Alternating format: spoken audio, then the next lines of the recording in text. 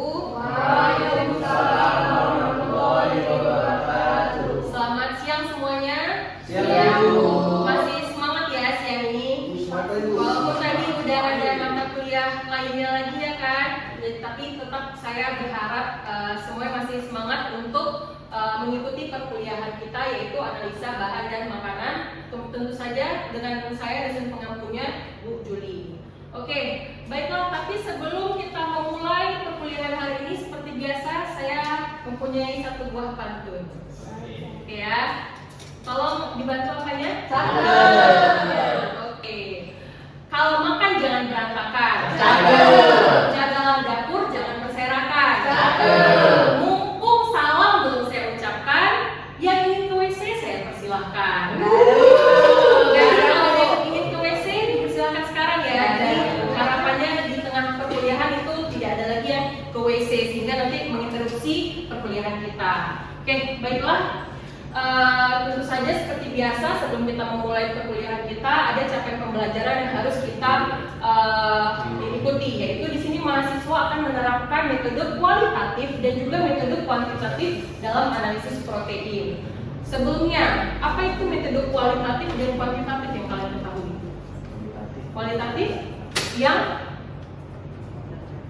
Kualitatif itu yang dia hanya warna atau angka?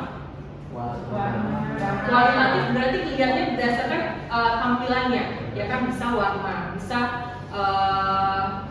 bentuknya. Tapi kalau yang kuanti data, ya itulah kemampuan diharapkan, tetapi dalam menganalisis protein. Nah, kemampuan yang diharapkan di sini mahasiswa mampu menjelaskan definisi dari struktur protein, termasuk kata peptida, mampu mendemonstrasikan pengujian dari protein, mampu melaksanakan analisis kualitatif dan kuantitatif protein, serta yang terakhir itu mahasiswa mampu mengintegrasikan hasil analisis protein dalam pengembangan atau evaluasi produk makanan yang kaya akan protein. Oke, selanjutnya ini kita masih merecall mata kuliah kita sebelumnya, yaitu tentang analisis proxima. Minggu lalu kita sudah mempelajari tentang analisis kadar air dan abu. Makanya di pertemuan ini kita mempelajari tentang analisis protein. Oke, apa itu protein? Ada yang bisa memberikan tanggapan? Protein adalah ikan ya. Ikan termasuk protein, mengandung protein. Telur, ayam, kacang-kacangan termasuk protein enggak? Nah, oke. Jadi itulah protein, tapi itu adalah protein yang bisa kita konsumsi, ada wujudnya. Nah, di balik itu kita harus tahu dulu dong, apa konsep protein ini? Tadi telur protein, ikan protein, kan nggak berdasarkan bentuk ya kan? Nah, kita tarik lagi ke belakang. Nah, secara kimianya apa itu protein? Inilah kita bahas sekilas lah ya. Nah, ini kan protein yang sehari-hari kita makan kan? Ada ikan, telur, kacang-kacangan, oats, ayam, susu juga mengandung protein. Oke, kalau kalian di supermarket, ya kan, pasti ada yang di sini ada kandungan proteinnya. Nah, harapannya dari mata kuliah ini adalah kalian bisa tahu metode cara untuk menentukan proteinnya dalam suatu makanan itu berapa kadar proteinnya, ya kan? Oke. Tapi kan sering nggak kalau misalnya di supermarket kalian melihat labelnya? Sering lah ya. Tapi inilah ya, namanya kita mahasiswa kimia. Saya harapannya itu kalian lebih melek akan hal ini. Misalkannya kalian mau ke supermarket, kalian membeli minuman A dan B. Setidaknya kalian lihatlah kayak, oh ini gulanya berapa? Berarti kalian harus memilih gula yang sedikit. Misalkannya ada teh A dan teh B. Kan pengen kalian nyebutkan itu siang-siang panas ini minum dari ya, April Maret itu kan. Habis itu kalian lihatlah situ yang A sama yang B. Nah, kalau kalian sebagai mahasiswa yang kritis lah ya, kalian pasti memilih yang gulanya sedikit. Nah, itu juga dengan susu, ada susu yang kandungan susunya mungkin 30%, sisa yang lainnya 100%. Pasti kan milih yang 100%. Nah, jadi harapannya kalian juga melek lah akan makanan yang kalian konsumsi sehari-hari gitu. Oke, back to our topic ya. Protein ini berasal dari kata Yunani, yaitu asal kata itu protos, yang mana dia di sini yang paling utama. Berarti protein adalah sumber yang paling utama, atau dia adalah Kalau kita berbicara makromolekul pasti ada yang namanya mikro. Berarti makromolekul ini adalah protein adalah bentuk yang sangat besar. Apa bentuk kecilnya? Bentuk kecilnya adalah asam amino. Jadi intinya adalah protein adalah polimer atau makromolekul yang besar yang tersusun atas monomer, yaitu asam amino. Monomer 1, monomer 2 atau asam amino 1, asam amino 2. Mereka bergabung berikatan dengan ikatan yang namanya ikatan peptida. Nah, di sini karakteristiknya lagi yaitu si protein ini memiliki rumus kimia COH, RH dan NH2. COH ini karboksilat, RH dan NH2 itu aminnya. Nah, inilah karakter dari asam amino. Pernah mungkin kalian mendengar asam amino apa yang pernah kalian dengar? Kayak glisin, trypsin, leusin, apalagi triptofan, banyak itu jenis asam amino. Mereka bersusun membentuk si protein. Makanya banyak jenis protein tergantung penyusun dari asam aminonya. Nah, ikatan peptida ini adalah ikatan kimia yang menghubungkan asam amino satu dengan asam amino yang lain. Nah, terbentuklah bagian yang kalian makan sehari-hari seperti ini. Ini susunannya. Ada tadi amino acid, asam amino berikatan membentuk alpha helix, lalu membentuk polypeptide chain, rantai polipeptida yang besar. Lalu semakin besar lagi makin kompleks membentuk protein. Lalu terjadilah yang kita makan. Ada ikan, telur. Oke, sejauh ini udah ingat apa itu protein? Oke, kita lanjutkan tadi ke analisis protein. Kita akan membahas dua jenis analisis, yaitu secara kualitatif dan kuantitatif. Di kualitatif, kita di sini membahas 3 jenis uji saja. Ada uji diuret, nilon, ninhidrin. Oke, uji diuret, nilon, ninhidrin. Lalu kuantitatif nanti ada metode Kedal. Metode Kedal dan secara spektrofotometri. Oke, kita masuk yang mana dulu nih? Kualitatif atau kuantitatif dulu? Kualitatif. Oke, kita masuk ke yang kualitatif karena lebih mudah ya kan. Pengamatannya hanya warna-warna aja. Oke, yang pertama, analisis kualitatif. Sebelum kita mulai ada pertanyaan?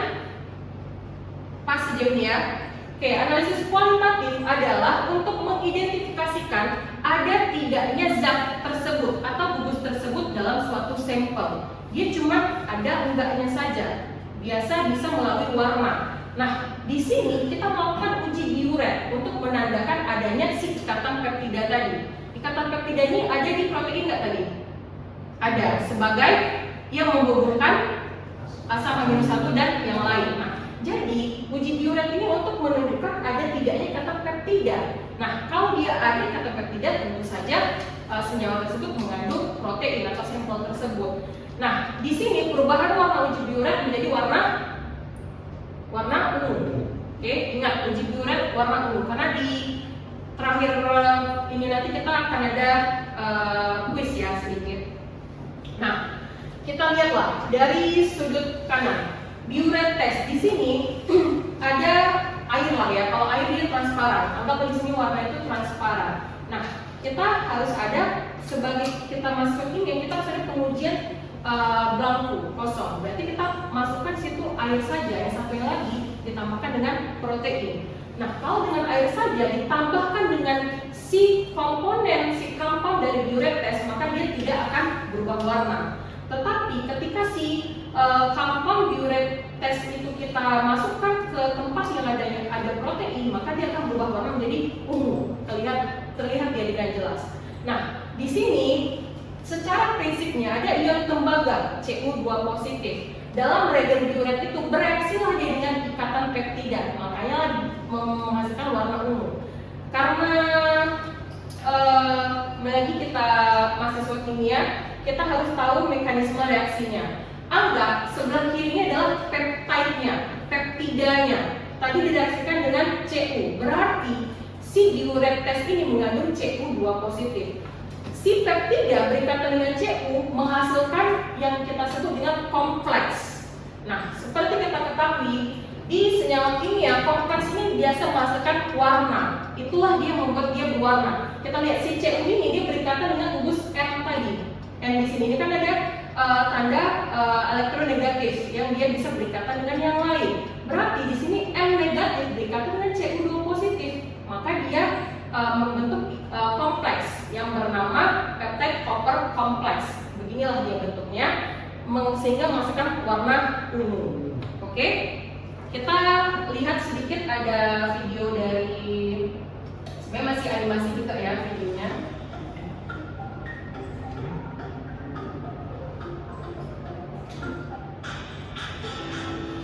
Ini yang kita lakukan di laboratorium dengan contohnya.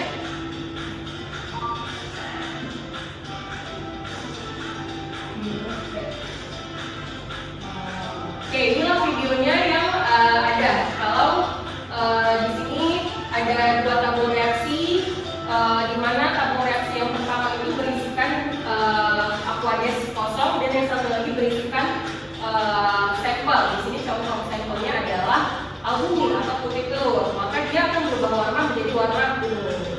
Oke, kita lanjutkan ya.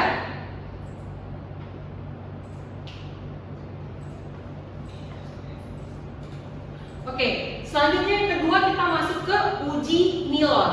Oke, masih ingat barusan tadi uji biuret warna apa? Masih warnanya warna ungu. Nah, uji nilon ini salah satu metode kualitatif yang dia khusus untuk mendeteksi asam amino tirosin dan protein dalam zat. Nah, hampir sama seperti biuret tadi, di sini kita dengan menggunakan compound si nilon. Kalau dia hasilnya negatif, maka tidak akan ada terjadi perubahan warna. Kalau dia hasil positif, perubahan warna akan menjadi warna merah atau keping-pingan gitu.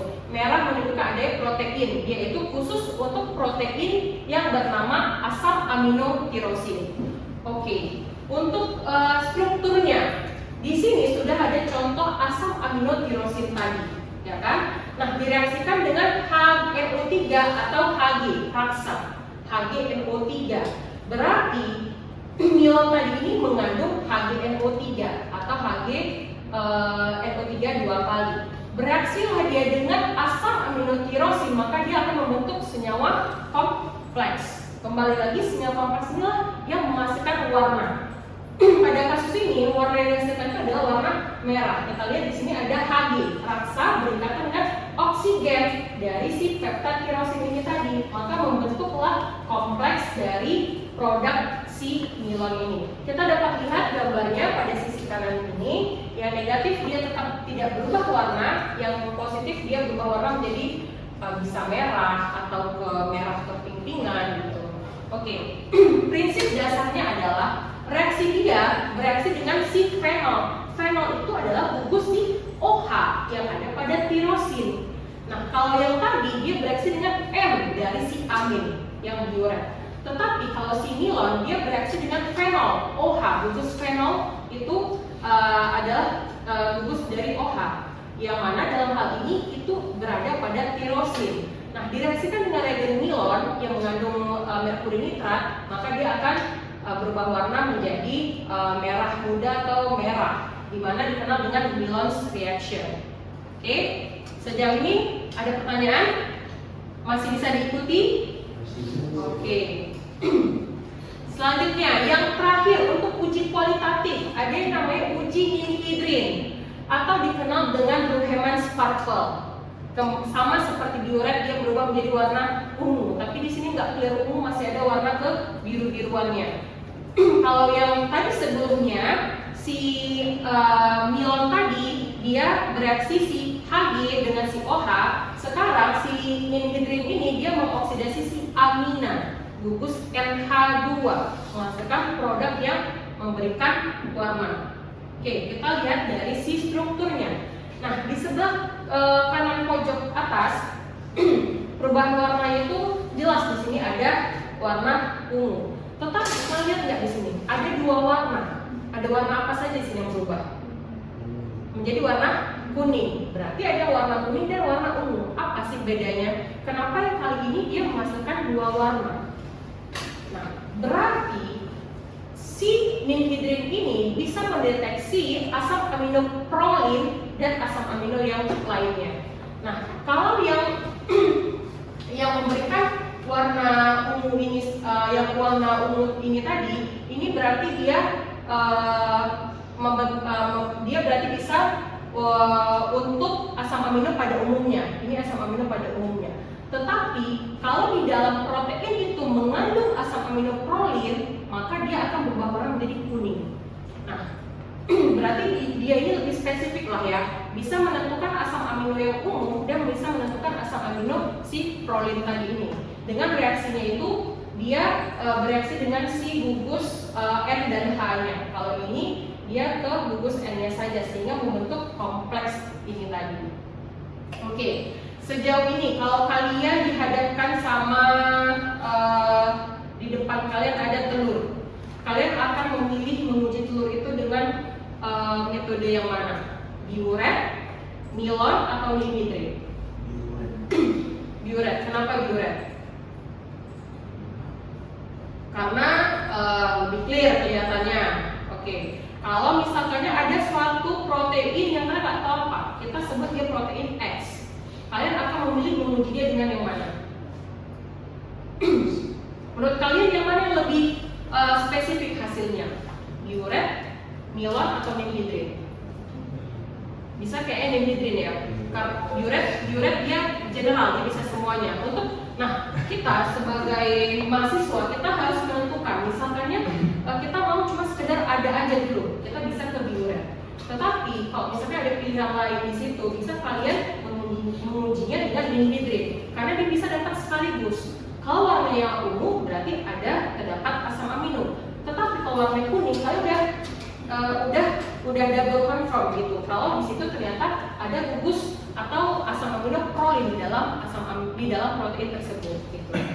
Oke ya. Untuk kualitatif ada pertanyaan? Nggak ada. Berarti bisa kita lanjutkan ke kuantitatif. Oke ya. Ke kuantitatif. Dari namanya aja udah ini ya, berhubungan dengan angka nih warnanya. Materinya. Analisis kuantitatif merupakan suatu metode untuk menentukan konsentrasinya. Tadi kan udah menentukan, oh ternyata di telur ini ada nih protein dengan warna. Sekarang kita menentukan berapa banyak sih protein yang ada di telur tersebut. Kita kenal dengan namanya metode Kedal. Ini sangat terkenal ya untuk menganalisis protein. Inilah dia metode yang paling terkenal untuk kuantitatifnya. Nah, memang di sini agak complicated untuk menentukan satu jumlah pada protein itu agak panjang prosesnya dengan metode Kedal itu. Tapi kita jalan biasa satu. Metode ini berfungsi berdasarkan prinsip bahwa nitrogen, tadi ada nitrogen dalam struktur protein, ada amin NH2, berarti ada nitrogennya, ya kan? Bahwa nitrogen dalam protein dapat diubah menjadi amonium sulfat. Kalau kalian bingung, kalian lihat aja warna biru di slide ini udah usah overthinking. Nitrogen dalam protein menjadi amonium sulfat. Lalu next step-nya itu akan ada 3 tahapan. Tahap destruksi, destilasi, dan titrasi. Tahap destruksi itu biasa tahap apa? Menghancurkan atau meleburkan. Berarti dileburkan dulu, dihancurkan dulu dia si protein tersebut. Dengan biasa di sini dengan asam-asam atau reagen kimia ya.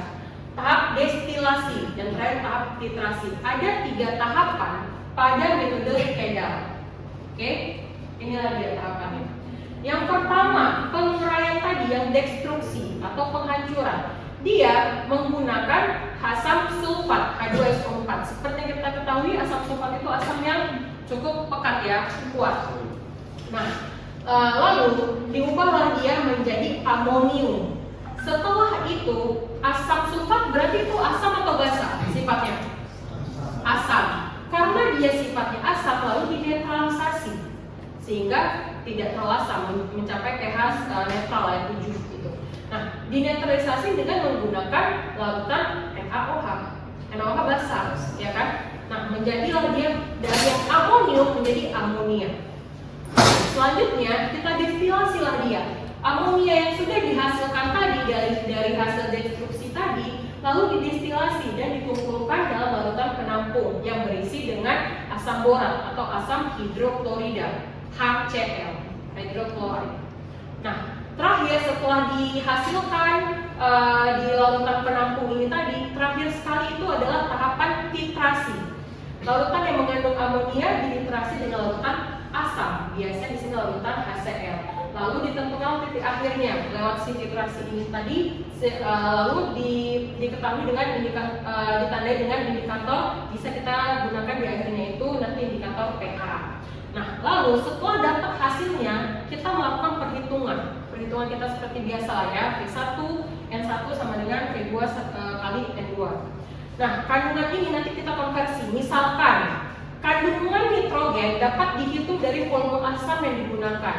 Kadar protein dapat dihitung dengan menggunakan faktor konversi. Misalnya, untuk 6,25 protein yang berasal dari asumsi kita bahwa 1 gram nitrogen itu setara dengan 6,25 gram protein. Tadi dia untuk mendeteksi nitrogen. Jadi kalau kita menjumpai hasil dari nitrogen yang kita dapatkan adalah 2 gram, berarti berapa total protein yang kita dapatkan? Berarti sekitar 12,5. Nah, gitu dia modal konversinya. Kita tidak dapat langsung mengetahui proteinnya, tapi lewat si gram nitrogennya. Kalau kita kembali lagi ke yang sebelumnya, ini dia nitrogen dalam protein. Kita tahu berapa nitrogennya, bisa kita konversi ke jumlah proteinnya dengan perhitungan ini. Oke? Di selanjutnya ini akan ada video untuk melihat bagaimana proses dari si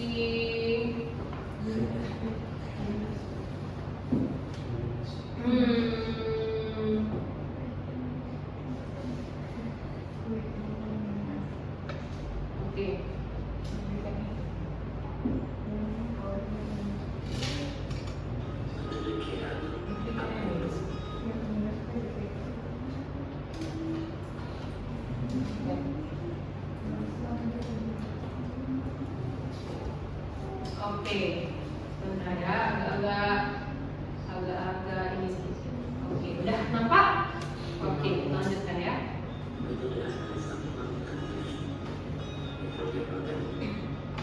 Nah, kita untuk mendeteksi nitrogen organik tadi.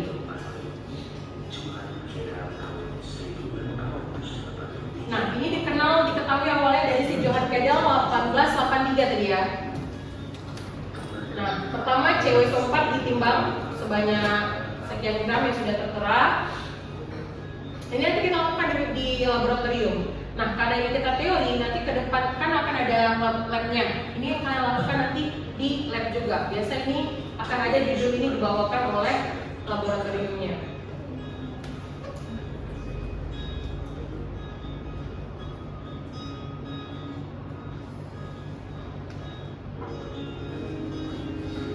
Jadi destruksi kita ini di kimia itu bukan destruksi kayak dipukul-pukul gitu enggak ya, tapi dia secara kimia menggunakan asam-asam yang pekat.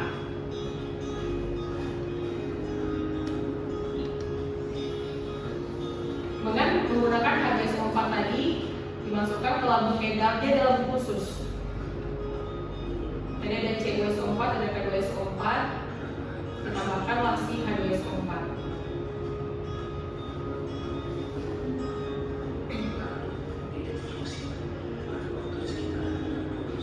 Dengan suhu yang cukup tinggi ya, 420 derajat. Makanya kalau kita melakukan reaksi ini harus di lemari asam.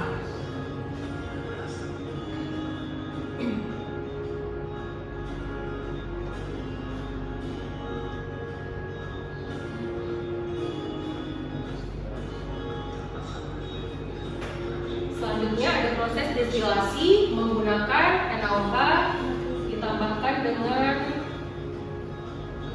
amonium sulfat.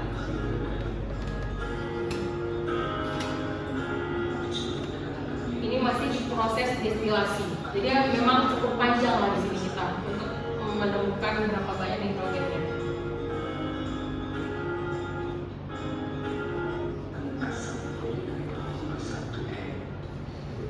Oke, yang terakhir itu dititrasi dengan asam klorida.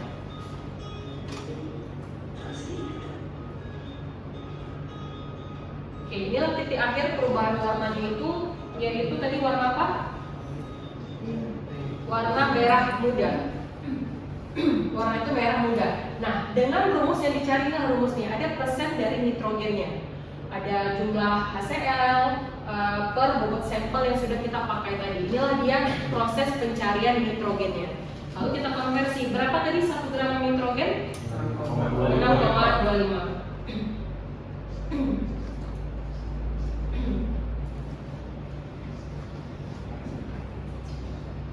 Oke, selanjutnya yaitu kelebihan dan kekurangannya, ya kan? Kalau kita menggunakan suatu metode pasti akan ada kelebihan dan kekurangannya. Nah, di sini kelebihannya adalah metode ini pasti akan terstandarisasi dan dapat diandalkan. Dan selanjutnya dapat digunakan dengan berbagai jenis sampel. Mau sampel jenis protein apapun bisa digunakan. Tetapi tentu ada kekurangannya. Yang paling menonjol kekurangannya yaitu dia menggunakan bahan kimia yang cukup berbahaya ya, cukup pekat. Tadi ada asam sulfat, ada HCl. Nah, dan dia tidak dapat membedakan antara bentuk nitrogen. Misalkan ada juga nitrogen yang tidak ada di protein, ya kan? Nitrogen itu tidak hanya ada di protein. Gas N2, NO2 kan mengandung nitrogen juga. Nah, jadi kekurangannya nitrogen mana nih yang nanti tiba-tiba muncul di reaksi, itu nggak bisa kita hindari.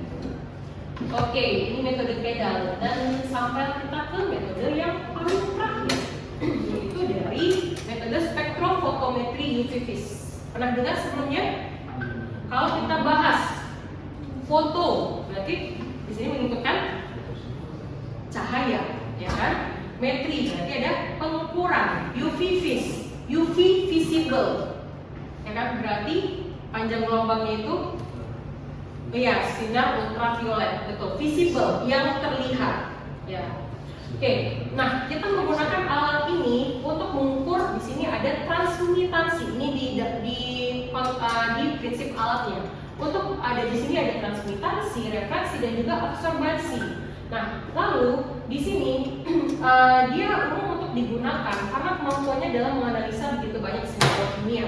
Jadi, tetapi kita tidak bisa langsung menggunakan ini. Misalnya kalian punya sampel, nggak bisa langsung kalian menggunakan alat ini. Sampel itu harus kalian bersihkan dulu.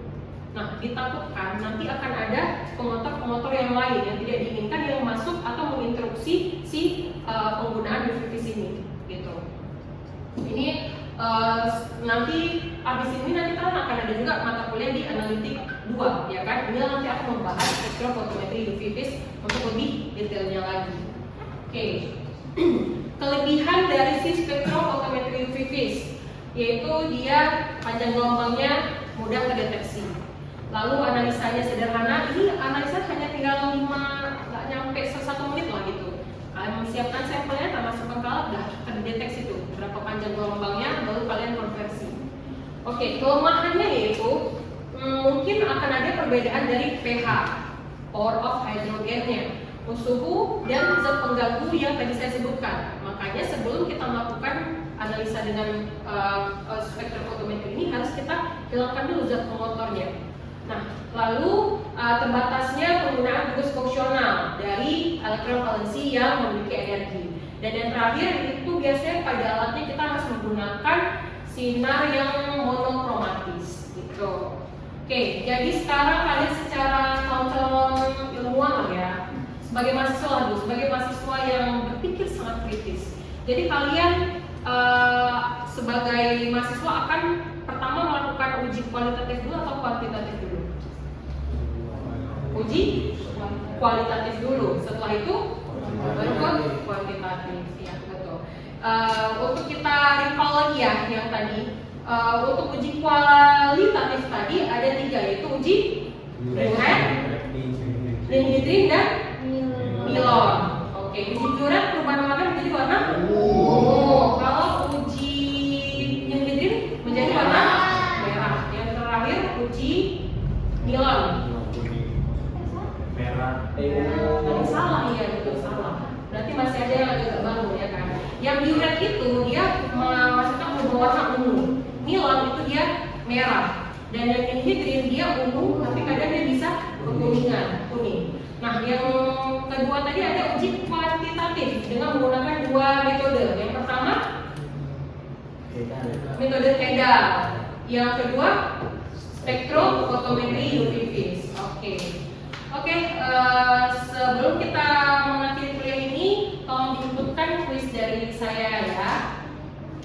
bisa buka kahoot.it, lalu nanti join ke link yang ada di layar ini. Oke? Boleh kita buka ya. Oke, di sini sudah masuk. Ada semuanya udah masuk ya. Oke. Oke, ada beberapa soal bisa langsung kalian jawab saja di sini saya lihat kalian udah sama gadget kalian masing-masing ya, jadi bisa kalian langsung menjawab soalnya di situ.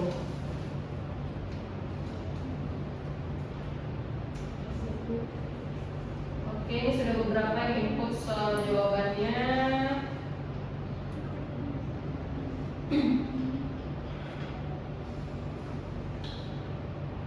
Oke, ini udah semuanya udah lumayan benar ya, hampir nggak ada yang salah jawab ini.